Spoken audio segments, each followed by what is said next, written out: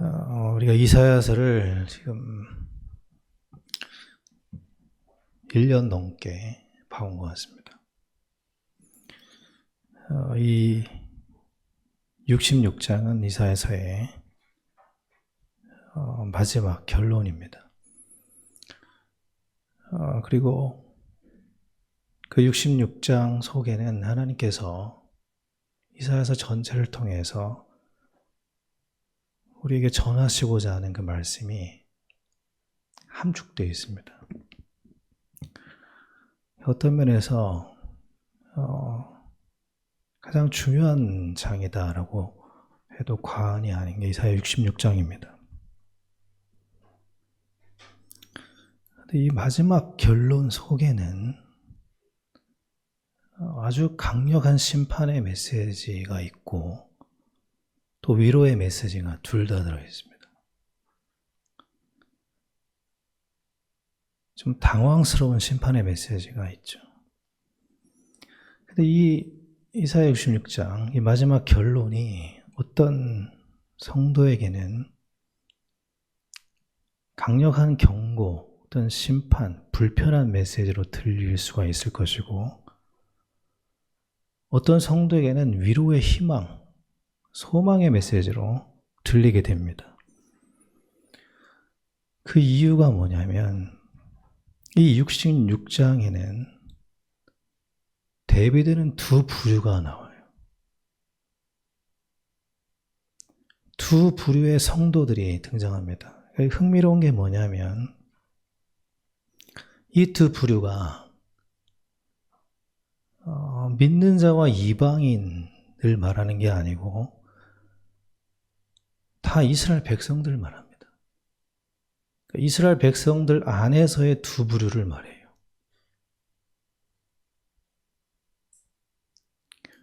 지금으로 말하면 교회 안에 있는 두 부류를 향한 메시지다. 이렇게 보시면 될 것 같습니다. 그런데 한 부류를 향해서는 강력한 심판을 선포하시고 한 부류를 향해서는 위로의 말씀을 전달하십니다. 근데 그 심판의 수위가 굉장히 높습니다. 오늘 읽은 본문의 15절을 보면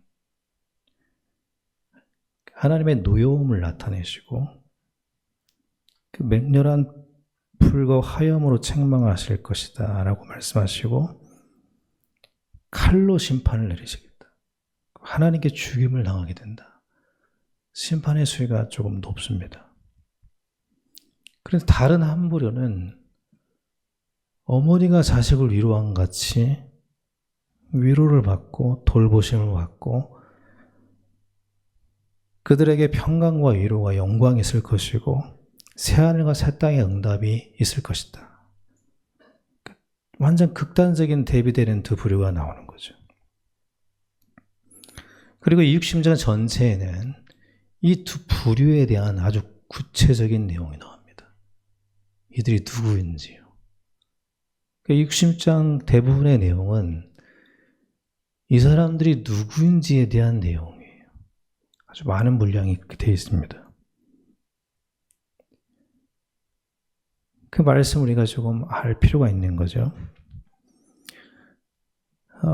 이렇게 좀 이해하시면 될 것 같습니다.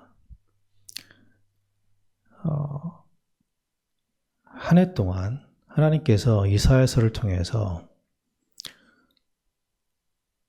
우리를 심폐소생하셨습니다. 마치 산소호흡기를 대시고 우리를 살려내신 게 이사야서인데 그 이사야서의 마지막 결론부가 어떻게 끝나냐가 상당히 중요합니다. 여기에 하나님이 궁극적으로 우리에게 하시려고 하는 말씀이 여기에 있거든요. 66장이에요. 우리가 사실 그동안 이사야서 하면 좋아하는 그 말씀이 있는 장이 따로 많이 있습니다. 40장, 43장, 60장. 우리가 좋아하는 장들이 있거든요. 그런데 사실 이사야서에서 어떤 면에서 가장 중요한 장은 66장입니다. 거기에 결론이 있기 때문에 그렇습니다. 그래서 이 결론을 좀 자세히 우리가 봐야 돼요. 하나님이 궁극적으로 우리에게 마지막 최종적으로 뭘 말씀하시려고 하는 것인지 알아야 됩니다. 그래서 저는 개인적으로 66장을 묵상을 하면서 좀 많이 놀랐습니다. 여기에는 먼저 하나님의 이 말씀이, 결론의 말씀이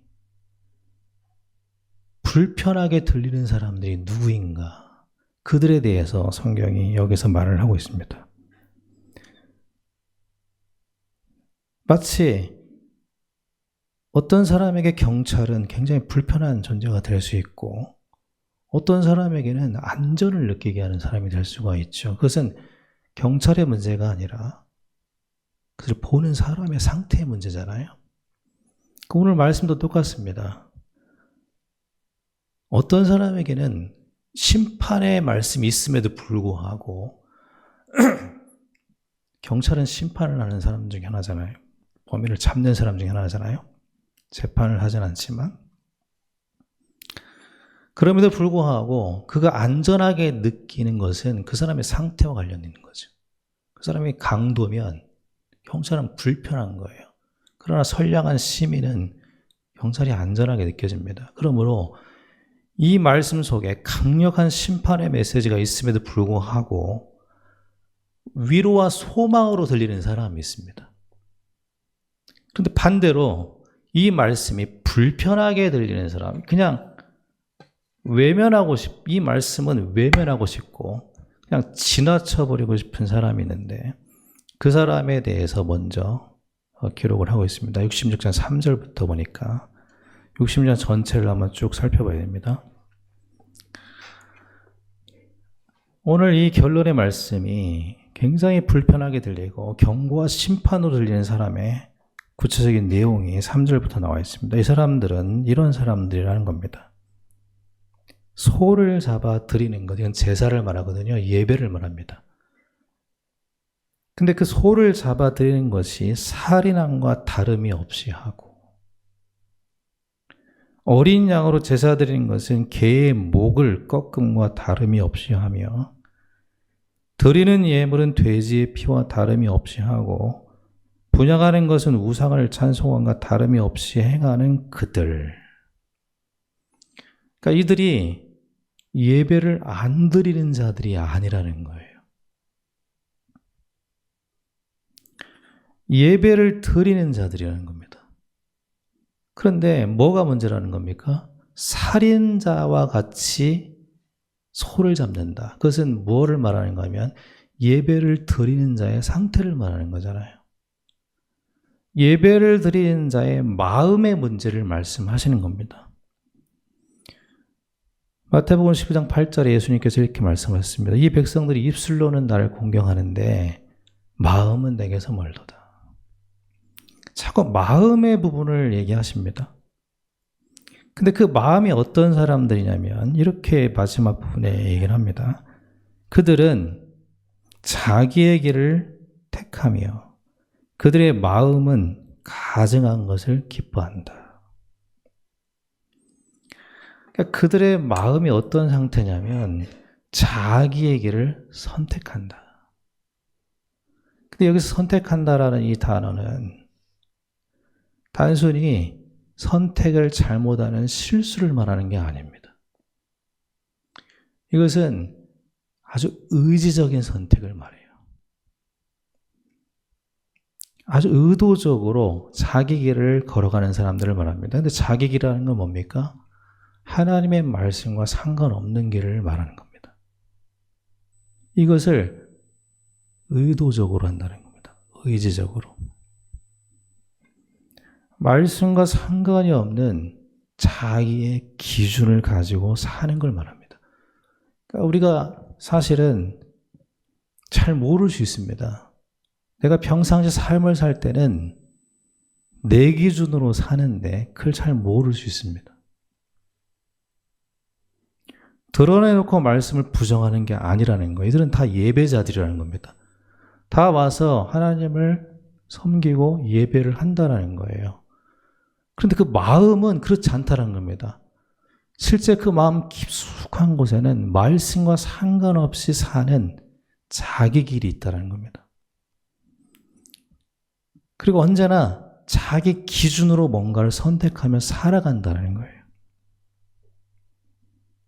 그러한 자들이 이 말씀을 들을 때 불편하고 이게 심판으로 들리고 그냥 피하고 싶은 말씀이 됩니다.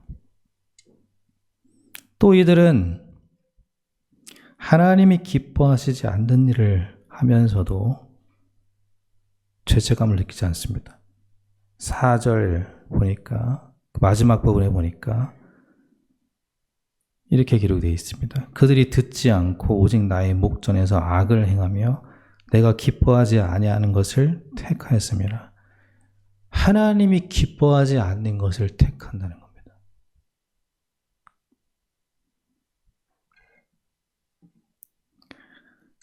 그런데 하나님께서 이들에게 내리는 심판의 첫 번째 내용이 뭐냐면 다시 4절 앞부분을 보겠습니다.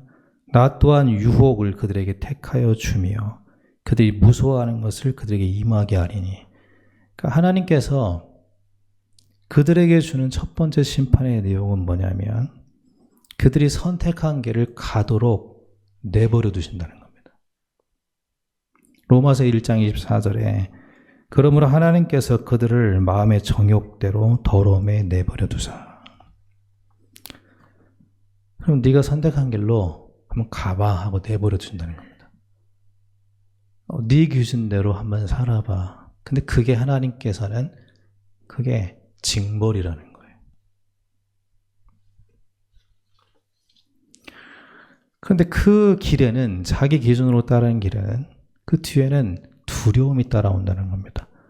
하와가 선악과를 먹고 나서 두려워 숨은 것처럼 그 인생에는 불안과 두려움이 필연적으로 따르게 된다는 건데 4절에 보면 나 또한 유혹을 그들에게 택하여 주며 그들이 무서워하는 것을 그들에게 임하게 하리니. 자기 기준으로 살면서 불안에 두려움에 살게 된다는 것입니다. 그런데 이들의 특징이 한 가지가 더 있는데 17절로 넘어가서 한번 보겠습니다. 이들의 특징은 이런 특징이 있습니다. 그들은 스스로 거룩하게 구별하며 스스로 정결하게 하고 동산에 들어간다.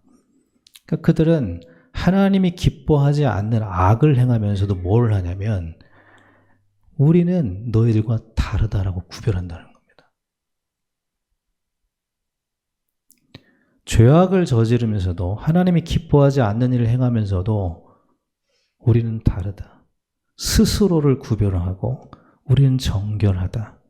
그리고 동산, 높은 곳에 올라가서 스스로를 높인다는 겁니다. 그러니까 이 사람들은 특징이 뭐냐면 사람들에게 인정받는 게 아니라 자기들이 그렇다고 여기는 거예요. 우리는 다르다. 그들에게 하나님께서 강력한 심판을 선언하십니다. 그런데 중요한 것은 그들이 아닙니다. 하나님께서 이 66장 마지막 결론의 말씀을 주시는 대상은 심판받을 사람이 아니라 하나님의 위로를 받을 자들입니다. 사랑하는 사람이 편지를 쓸 때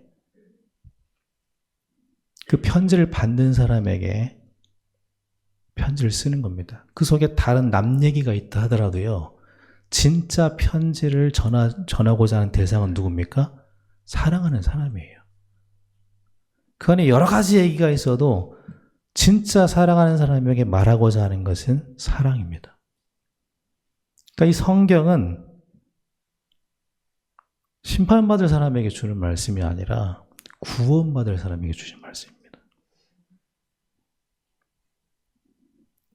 그들은 어떤 사람이냐? 구체적으로 또 기록이 되어 있습니다. 2절에 보니까 지금 하나님께서 모든 관심을 두시고 이 말씀을 주시려고 하는 대상들은 2절이에요. 누구냐면 나 여호와가 말하노라 내 손이 이 모든 것을 지었으므로 그들이 생겼느니라. 무릇 마음이 가난하고 심령에 통회하며 내 말을 듣고 떠는 그 사람은 내가 돌보려니와. 이게 지금 결론의 말씀입니다. 하나님께서 지금 하나님이 새하늘과 새 땅을 창조하실 것이고 모든 평강과 영광으로 위로할 사람들, 그 대상들이 누구냐면 여기 기록된 사람들이라는 겁니다. 하나님의 은혜를 사모하는 자, 가난한 자들, 심령이 가난한 자들, 그리고 자기 자신으로 인해서 통회하는 자들이, 그렇게 기도하는 자들, 또 하나님의 말씀을 마음 깊은 곳에서 경외하는 자들, 하나님께서 그들을 위로하시고 돌보시겠다라고 말씀하십니다. 그리고 이들이 지금 이사야 66장의 말씀을 받을 대상자들입니다. 이들에게 위로를 전하고 싶은 거예요. 심판을 말하고 싶은 게 아니라 하나님께서 돌보실 자들에게 지금 소망의 위로를 전달하고 싶으신 겁니다. 특히 이들이 누구인지 19절 말씀을 한번 보시기 바랍니다.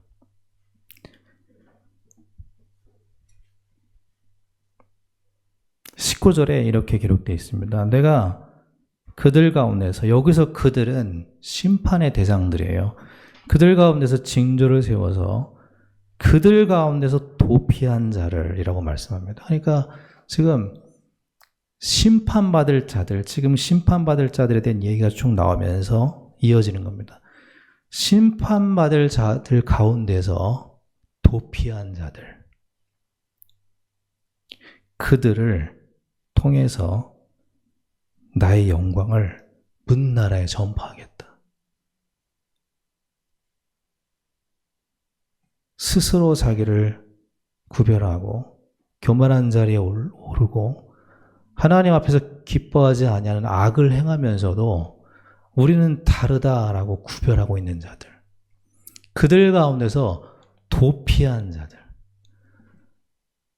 심령이 가난하고 자기 자신을 통회하면서 말씀을 경외하는 자들, 그들을 통해서 나의 영광을 전파하겠다. 여러분, 여기 도피한 자들, 이 도피한 자들, 이 도피라는 말은 도망했다라는 말이 아니에요. 벗어났다라는 말입니다. 그들로부터 벗어난 자들 말이에요. 이게 저는 이 결론에서, 이사야서 66장 결론에서 하나님께서 이런 말씀을 하고 계신다는 것 자체가 조금 저는 놀랐습니다. 근데 이 도피라는 단어는 하나님의 개입이 들어가 있는 단어입니다. 이거는 그 단어 자체에 하나님의 개입이 들어가 있어요. 하나님이 도피하게 하셨다라는 개입이 들어가 있는 단어입니다. 쉽게 말하면 하나님께서 건져내신 자들이라는 의미가 들어 있습니다.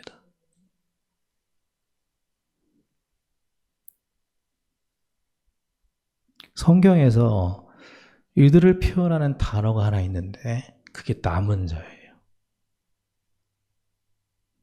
그들로부터 도피하게 한 자들, 그들로부터 건져낸 자들을 통해서 내가 문 나라에 나의 영광을 전파하리라.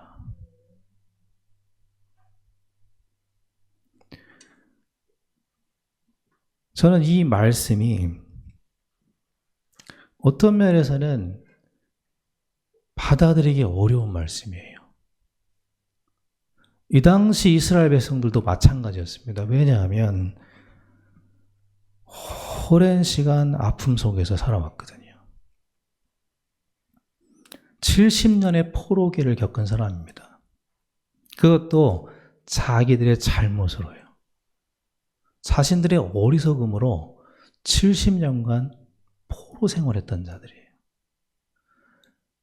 그러니 자신감, 자존감 다 잃었습니다. 그들에게 남아있는 건 사실은 죄책감, 자책감밖에 없었습니다. 사실은 자기 자신에게 아무런 기대할 게 안 보여요. 모세처럼. 사실 앞날도 기대할 게 없습니다. 욥처럼. 그게 이 당시 이스라엘 백성들이었거든요. 아무리 들여다봐도 자기 안에도 소망이 없고 밖에도 소망이 없어요. 그러다 보니까 지금 이스라엘 백성의 상태가 어떠냐면 하나님의 은혜 외에는 아무런 소망이 없는 겁니다. 그야말로 가난한 자가 되었고 늘 자기 자신 때문에 통회하고 있었고 하나님 말씀 앞에 엎드려 떨고 있었습니다. 그런데 하나님께서 그들에게 오셔서 이렇게 말씀하신 겁니다. 나를 보라. 나는 너를 떠난 적이 없다. 내가 너희를 돌보겠다. 위로를 하시는 거예요. 근데 위로만 받는 것도 감당할 수 없거든요. 근데 그 위로를 넘어서 하나님이 하신 말씀이 내가 너희들을 통해서 나의 영광을 전파하겠다. 어떤 면에서 도무지 합당한 말씀으로 들리지 않습니다. 그런 영광을 받을 자격이 내게는 없기 때문에요. 교만한 자들은 스스로 자격을 부여했어요. 우리는 하나님의 큰 일을 할 자들이다라고요. 스스로를 구별하고 스스로를 높였는데 지금 하나님 앞에 엎드린 이 가난한 사람들은 자기가 아무 자격이 없다는 걸 압니다. 그냥 겸손히 바닥에 엎드려 있습니다. 그런데 하나님께서는 스스로 우리가 하나님의 큰 일을 할 자들이라고 말하는 우리가 자격이 있다라고 말하는 자들을 향해서는 심판을 선언하시고 자격이 없다라고 말하는 자들에게는 영광을 말씀하십니다. 여러분, 우리가 분명하게 알아야 될 게 있습니다. 하나님의 방식은 달라요. 사람들은 강한 사람들, 많이 가진 사람들이, 높아진 사람들이 하나님의 영광을 드러낸다라고 생각하지만 하나님은 엎드린 사람을 통해서 하나님의 영광을 드러내신다고 말합니다. 하나님의 은혜 없이는 살 수 없습니다 라고 말하는 그런 사람들을 통해서 하나님의 영광을 나타내시겠대요. 왜 그렇습니까? 하나님의 영광은 인간의 능력에서 나오는 것이 아니라 하나님의 은혜에서 나오는 것이기 때문에 그렇습니다. 하나님의 은혜 아니면 우리는 아무것도 아닙니다. 우리는 포도나무의 가지 같은 존재이기 때문에 포도나무가 없으면 그냥 버려지는 자들이에요. 고린도후서 4장 7절에 이렇게 말씀하고 있습니다. 우리가 이 보배를 질그릇에 가졌으니 이는 심히 큰 능력은 하나님께 있고 우리에게 있지 아니함을 알게 하려 함이라. 예수님의 십자가는 어떻습니까? 사람들이 기다린 것은 뭐였냐면 다윗의 강함이었습니다. 다윗처럼 강한 왕을 기다렸습니다. 왜냐하면 그 강함 속에 영광의 회복이 있다고 생각을 했거든요. 하지만 예수님은 십자가에서 가장 낮은 자리에서 하나님의 영광을 나타내셨습니다. 지금도 하나님의 방식은 동일하죠. 하나님은 강한 자가 아니라 하나님 앞에 엎드린 자를 통해서 하나님의 영광을 나타내십니다. 어떤 게 소망입니까? 어떤 게 진실입니까? 오늘 이 이사야 66장은 사실은 우리가 걸어온 길과 닮아 있습니다. 그리고 오늘 이 말씀이 저에게는 굉장한 위로가 됐습니다. 소망이 됐습니다. 생각할 수도 없고 상상하기도 어려운 말씀을 하셨어요. 저에게, 우리에게. 나의 영광을 먼 나라에 전파하리라. 하나님이 하시겠다는 말씀이 전제되어 있습니다. 전파하리라, 이것은 나타나게 하겠다라는 겁니다. 우리가 어떻게 영광이 있습니까? 하나님께서 우리 인생을 영광스럽게 하겠다라는 말씀이에요.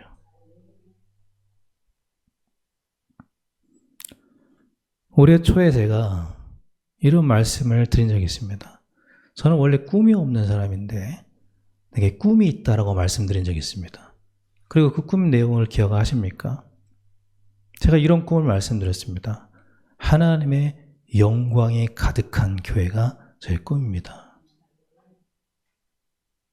근데 마지막에 하나님께서 이렇게 말씀하셔요.